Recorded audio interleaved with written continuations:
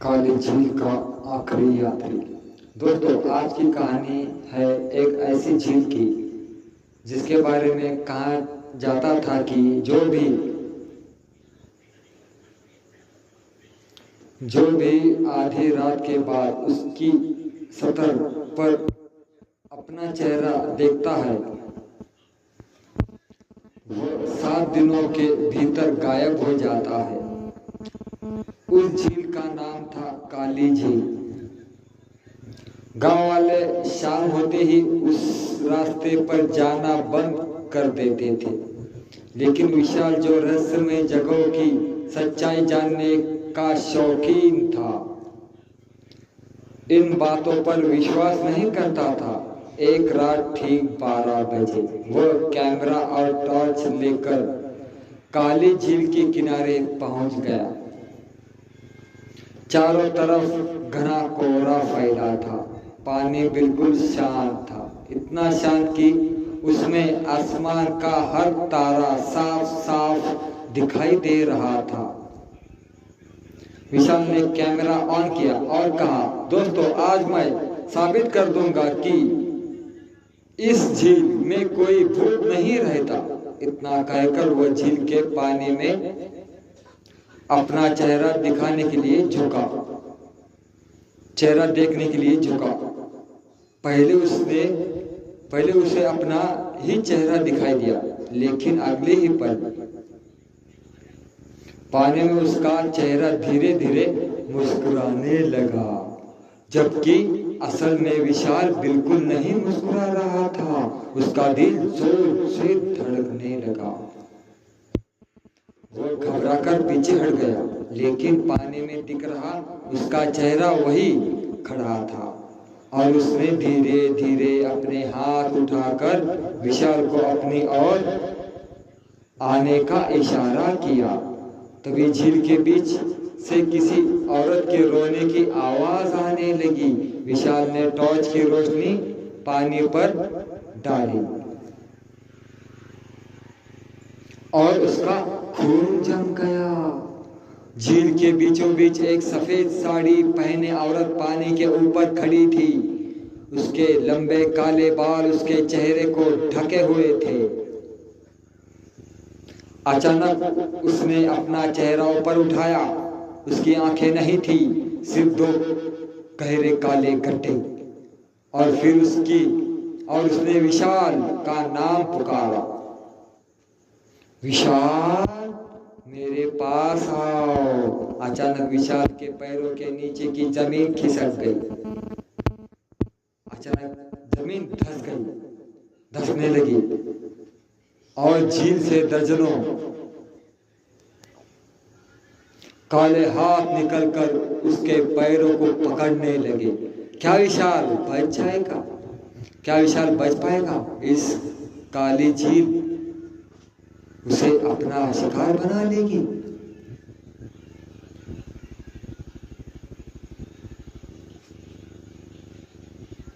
जैसे ही काले हाथ ने विशाल के पैरों को पकड़ा, वह पूरी ताकत से पीछे हटने लगा, लेकिन उन हाथों की पकड़ लोहे से भी ज्यादा मजबूत थी। एक झटके में विशाल झील के अंदर खींच गया। उससे लगा कि अब उसकी मौत तय है, लेकिन कुछ ही सेकंड बाद उसे महसूस किया कि यह पानी के अंदर भी सांस ले पा रहा है। उसने धीरे धीरे आंखें खोली। जो दृश्य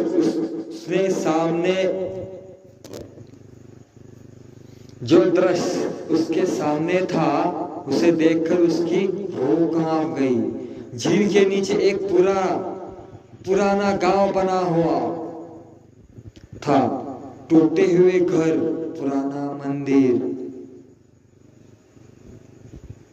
सूनी गलियां और हर घर के दरवाजे पर जले हुए दीपक। ऐसा लग रहा था जैसे गांव आज भी जिंदा हो। तभी पीछे से घंटी बजने की आवाज आई, टन टन टन। विशाल मुड़ा। एक पुराने मंदिर का दरवाजा अपने आप खुल रहा था। एक पुराने मंदिर का दरवाजा अपने आप खुल रहा था। मंदिर के अंदर वही सफेद साड़ी वाली औरत खड़ी थी। इस बार उसके हाथ में एक पुराना लालटेन था। वो बिना कुछ बोले मुड़ी और मंदिर के अंदर तहखाने की ओर उतरने लगी। विशाल ने जैसे ही अदृश्य शक्ति के वश में था, विशाल जैसे किसी अदृश्य शक्ति के वश में था, उसने कदम अपने आप उस औरत के पीछे चल पड़े। उसके कदम अपने आप उसी औरत के पीछे चल पड़े। तहखाने में पहुंचते ही उसने देखा दीवारों पर सैकड़ों लोगों की तस्वीरें टंगी थी।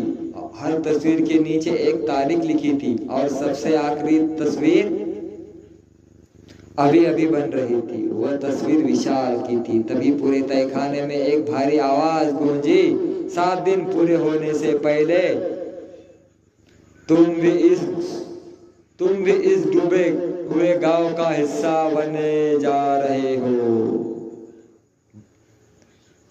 7 दिन पूरे होने से पहले तुम भी इस डूबे हुए गांव का हिस्सा बनना होगा। अचानक लालटेन बुझ गई। पूरा तहखाना अंधेरे में डूब गया और उसी अंधेरे में सैकड़ों लोगों की चमकती आंखें एक साथ खुल गई।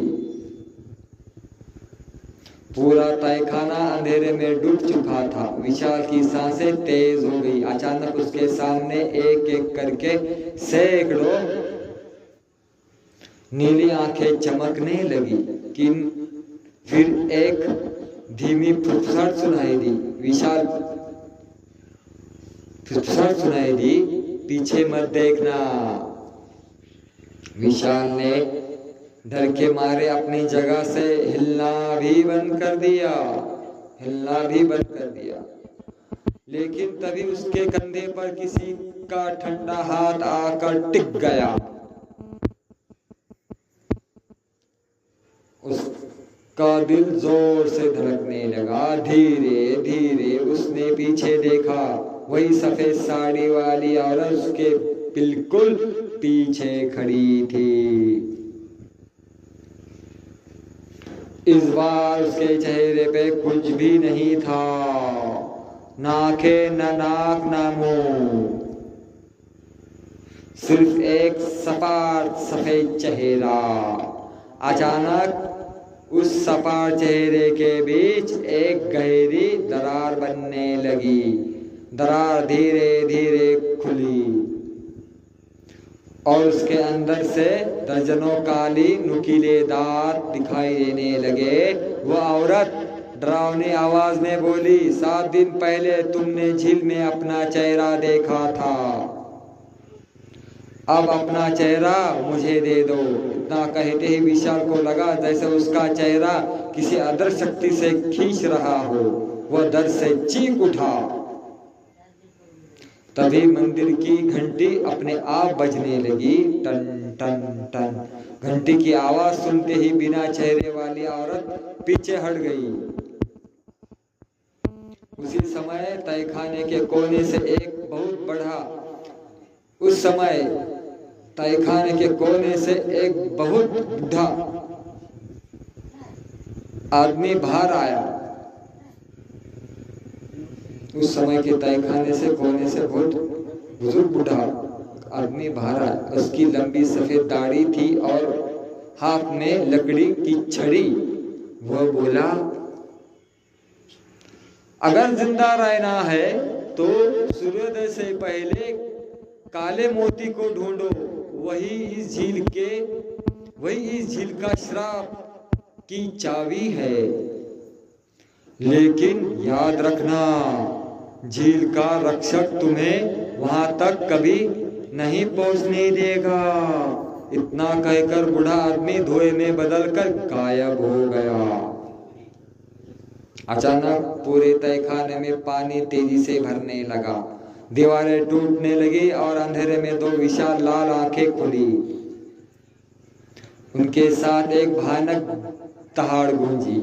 कोई भी काली झील में जिंदा बाहर नहीं जाता।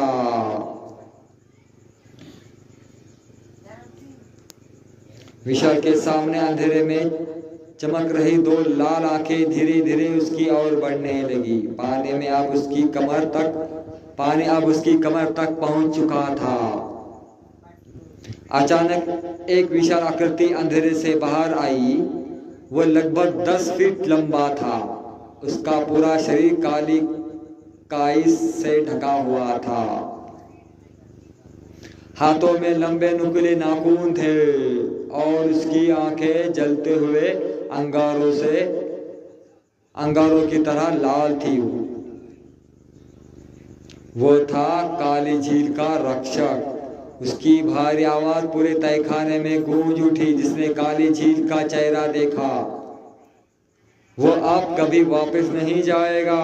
इतना कहकर उसने विशाल पर हमला कर दिया। विशाल किसी तरह बचा और टूटी हुई दीवार की ओर दौड़ पड़ा। दीवार के पीछे एक संकरी सुरंग थी। वह बिना रुके उसमें घुस गया। रक्षक भी उसके पीछे दौड़ रहा था। सुरंग के चारों ओर अजीब निशान बने थे और दीवारों से लगातार पानी टपक रहा था। कुछ दूर जाने के बाद विशाल एक गोल गुफा में पहुंचा। गुफा के बीचों बीच पत्थर के चबूतरे पर एक काला मोती रखा था। मोती से नीली रोशनी निकल रही थी। जैसे ही विशाल ने उसे उठाने के लिए हाथ बढ़ाया, पीछे से वही बिना चेहरे वाली औरत दिखाई दी। इस बार उसके हाथ में एक पुराना टूटा हुआ आईना था। उसने आईना विशाल की ओर किया। आईने में विशाल का चेहरा नहीं दिख रहा था, बल्कि उसके पीछे खड़े सैकड़ों डूबे हुए लोगों के चेहरे दिखाई दे रहे थे। वे सब एक साथ बोले, मोती मत उठाना वरना श्राप हमेशा के लिए जाग जाएगा। लेकिन उसी समय बूढ़े आदमी की आवाज गूंजी, उनकी बात मत सुनो, वे श्राप के कैदी है। अगर काला मोती नहीं उठाया तो 7वें दिन तुम्हारी आत्मा भी इन्हीं के साथ हमेशा के लिए कैद हो जाएगी। विशाल समझ नहीं पा रहा था कि किस पर भरोसा करूं। तभी पीछे से झील का रक्षक दहाड़ता हुआ गुफा में घुस आया और उसने अपना विशाल पंजा सीधा विशाल की ओर बढ़ा दिया। झील का रक्षक पूरी ताकत से विशाल पर झपटा। विशाल आखिरी पल में नीचे झुक गया। रक्षक का पंजा पत्थर के चबूतरे से टकराया और पूरा चबूतरा 2 हिस्सों में टूट गया। उसके झटके से काला मोती जमीन पर लुढ़ककर विशाल के पैरों के पास आ गया। बिना एक पल गवाए विशाल ने मोती उठा लिया। जैसे ही उसने मोती को छुआ, पूरी गुफा नीली रोशनी से भर गई। अचानक उसके सामने अजीब अजीब दृश्य दिखाई देने लगे। उसे दिखा कि लगभग 300 साल पहले इसी जगह एक समृद्ध गांव था। गांव का मुखिया अमर होने की लालच में एक तांत्रिक के पास गया। तांत्रिक ने कहा, अगर पूरे गांव की आत्माओं की बलि दी जाए तो मृत्यु कभी तुम्हारे पास नहीं आएगी। लालच में अंधा होकर मुखिया ने आधी रात को झील के किनारे एक भयानक अनुष्ठान कराया। लेकिन अंतिम मंत्र पूरा होने से पहले ही तेज तूफान आया। धरती कांपी और पूरा गांव झील में समा गया। तब से हर 7वें वर्ष झील के एक नए इंसान को बुलाती है ताकि श्राप जिंदा रहे। विशाल ने देखा कि उसके हाथ में पकड़ा काला मोती अब धीरे धीरे लाल होने लगा। तभी वह बूढ़ा आदमी फिर प्रकट हुआ।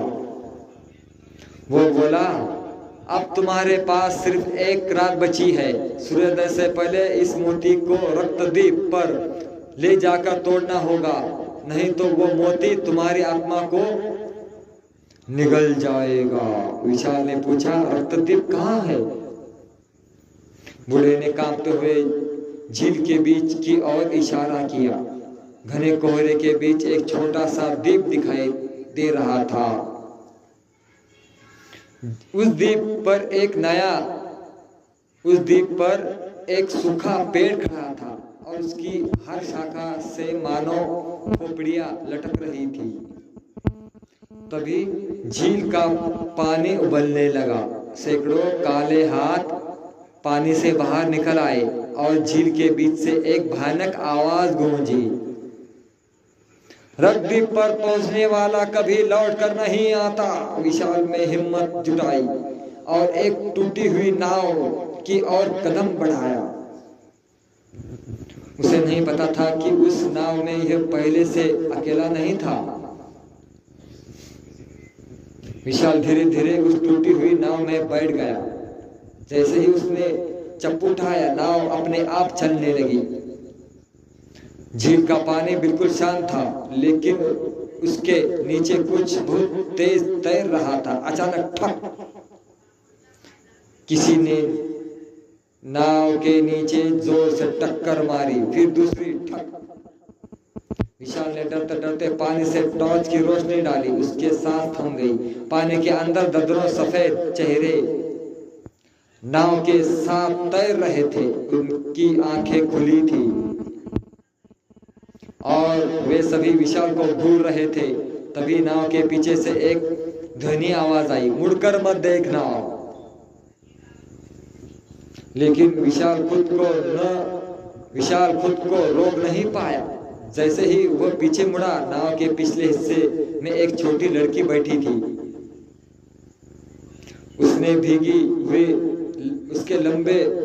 उसके भीगे हुए लंबे बाल उसके चेहरे को ढक रहे थे। उसने धीरे धीरे सिर उठाया। उसकी आंखों से लगातार काला पानी बह रहा था। वो मुस्कुराई और बोली, मैं इस झील की पहली शिकार हूँ। अगर रक्तद्वीप पर गए तो तुम भी हमारे जैसे बन जाओगे। इतना कहते ही वो अचानक गायब हो गई। कुछ ही देर में नाव रक्तद्वीप के किनारे पहुंच गई। पूरा द्वीप लाल धूप से ढका हुआ था। बीच में वही सूखा पेड़ खड़ा था, जिसकी शाखाओं पर सैकड़ों खोपड़ियां लटक रही थी। जैसे ही विशाल पेड़ के पास पहुंचा, सभी खोपड़ियों की आंखों में लाल रोशनी जल उठी। वे एक साथ बोलने लगी, मोती तोड़ दो, हमें मुक्त कर दो। विशाल ने कांपते हाथों से काला मोती उठाया, लेकिन तभी जमीन फट गई। उस दरार से झील का रक्षक बाहर निकला। इस बार वह पहले से भी विशाल और भयानक था। उसके हाथ में एक विशाल काला त्रिशूल था। वह गरजा, अगर मोती टूटा तुम भी समाप्त हो जाऊंगा तो मैं भी समाप्त हो जाऊंगा। अगर मोती टूटा तो मैं भी समाप्त हो जाऊंगा, लेकिन उससे पहले तुम्हारी आत्मा मेरी होगी। रक्षक ने पूरी ताकत से त्रिशूल विशाल की ओर फेंक दिया। विशाल बचने के लिए एक और कूदा, लेकिन त्रिशूल उसके कंधे को चीरता हुआ निकल गया। उसके हाथों से काला मोती छूटकर हवा में उछल गया और सीधे सूखे पेड़ के सबसे ऊंची शाखा पर जाकर अटक गया। उसी क्षण आसमान में बिजली कड़की। पेड़ के पीछे एक विशाल पत्थर का दरवाजा अपने आप खुलने लगा। दरवाजे के अंदर से एक गहरी डरावनी आवाज आई, असली श्राप अभी शुरू हुआ है। विशाल ने देखा कि काला मोती सूखे पेड़ की सबसे ऊंची शाखा पर फंसा हुआ था। नीले झील का रक्षक हाथ में काला त्रिशूल लिए उसकी ओर बढ़ रहा था। आसमान में लगातार बिजली चमक रही थी। तभी पेड़ के पीछे खुला विशाल पत्थर का दरवाजा पूरी तरह खुल गया। अंदर एक प्राचीन गुफा थी। गुफा की दीवारों पर सैकड़ों नाम खुदे हुए थे। सबसे आखिरी नाम चमक रहा था विशाल। जैसे विशाल अंदर गया, गुफा के बीचों बीच एक पत्थर का सिंहासन दिखाई दिया। उस पर एक कंकाल बैठा था, जिस पर सिर पर सोने का मुकुट था। उसकी सूखी उंगलियां में एक पुरानी तलवार थी। अचानक कंकाल की आंखों में नीली आग जल उठी। वह भारी आवाज में बोला, मैं इस डूबे हुए राज्य का अंतिम राजा हूँ। श्राप को खत्म करने का केवल एक ही तरीका है। विशाल ने घबराकर पूछा, क्या? राजा बोला, काले मोती को इस तलवार से तोड़ दो। लेकिन याद रखना, मोती टूटते ही झील अपने साथ सब कुछ निगलने लगेगी। अगर सूर्योदय से पहले बाहर नहीं निकले तो तुम भी हमेशा के लिए यही कैद हो जाओगे। इतना कहकर कंकाल राख बनकर बिखर गया। विशाल ने तलवार उठा ली। उसी समय झील का रक्षक गुफा में घुस आया। उसने जोर से दहाड़ लगाई और त्रिशूल विशाल की ओर फेंक दिया। विशाल झुक गया। त्रिशूल पीछे की दीवार में धंस गया। विशाल पूरी ताकत से पेड़ पर चढ़ा और काला मोती अपने हाथ में ले लिया। रक्षक उसकी ओर दौड़ा। विशाल ने बिना देर किए तलवार उठाई और पूरी शक्ति से काले मोती पर वार कर दिया। धड़ाम! मोती हजारों टुकड़े से बिखर गया। पूरी झील भयंकर रूप से कांपने लगी। जमीन फट गई। पानी विशाल लहरों में उठने लगा। रक्षक दर्द से चीखने लगा और उसका शरीर धीरे धीरे पत्थर में बदलने लगा। लेकिन तभी झील के बीचों बीच एक विशाल भंवर बन गया। उस भंवर ने विशाल को अपनी ओर खींचना शुरू कर दिया। उसके सामने सिर्फ दो रास्ते थे, या तो वो खुद को बचाए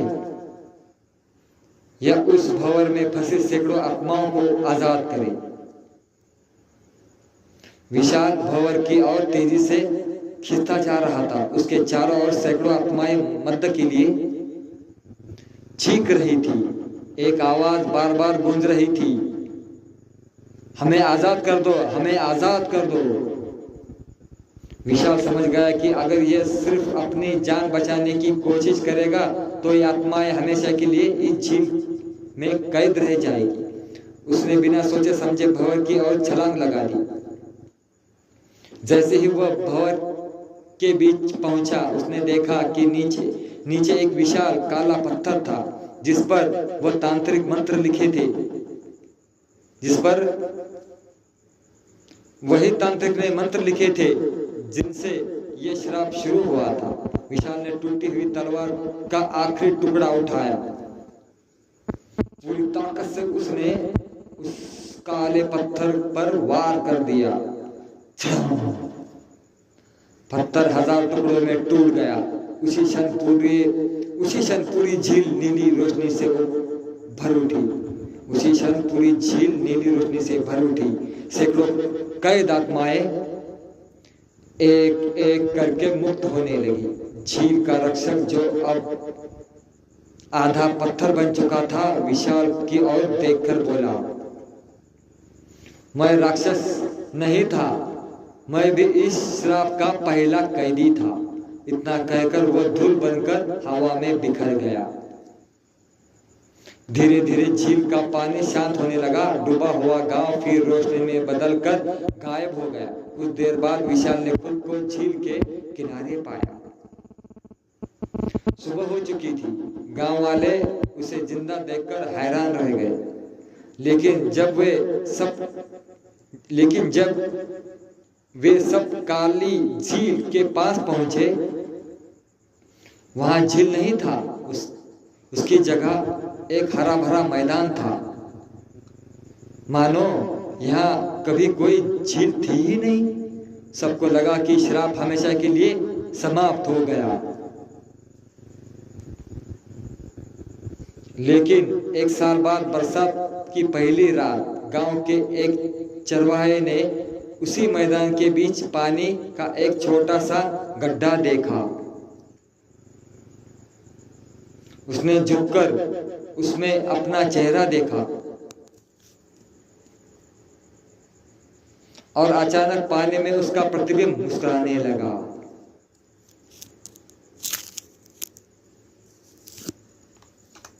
अगली सुबह वो चरवाया कहीं नहीं मिला। समाप्त। तर मित्रांनो, ही काल्पनिक कथा आहे। कोणता गोष्टीचा कसा काय संबंध आहे मित्रांनो? लाईक सबस्क्राईब जरूर करा मित्रांनो, लाईक करा, सबस्क्राईब करा, कमेंट करा।